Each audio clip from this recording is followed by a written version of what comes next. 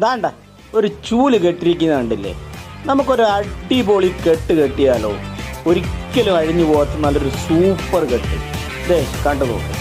ഇതിനായിട്ട് നല്ലൊരു ചെറിയൊരു വള്ളി, ഇച്ചിരി നല്ല സ്റ്റാൻഡേർഡായുള്ള ഒരു ചെറിയൊരു വള്ളി എടുത്ത് ഇതുപോലെ ചൂലിൻ്റെ മുകളിൽ കൂടി ഇട്ടതിന് ശേഷം മറ്റേ ഇങ്ങനെ ക്രോസ് ആയിട്ട്, ആദ്യം ഇട്ട ആ വള്ളിയുടെ ക്രോസ് ആയിട്ട് കൊണ്ടുവരിക.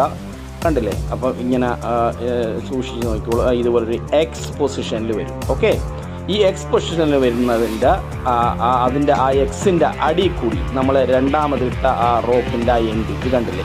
ഇതുപോലെ അതിൻ്റെ എക്സിൻ്റെ പുറത്ത് കൂടി കൊണ്ടുവരിക. അപ്പോൾ രണ്ട് എൻഡും ഇങ്ങനെ പുറത്തായിട്ട് വരും. എന്നിട്ട് അത് രണ്ടും പിടിച്ചിങ്ങോട്ട് വലിക്കുക, നല്ല ടൈറ്റ് ചെയ്യുക. നല്ല അടിപൊളി നല്ല ടൈറ്റ് കെട്ടായി. ആക്ച്വലി അതിൻ്റെ മുകളിൽ കൂടി ഇതുപോലെ സിമ്പിളൊരു നോട്ട് കൂടി നമ്മൾ ഇട്ട് കൊടുത്തു കഴിഞ്ഞാൽ കഴിഞ്ഞു പരിപാടി. നമ്മളെ ചൂലിന് പറ്റിയ നല്ല അടിപൊളി നല്ല സ്ട്രോങ് ആയിട്ടുള്ളൊരു കെട്ട്.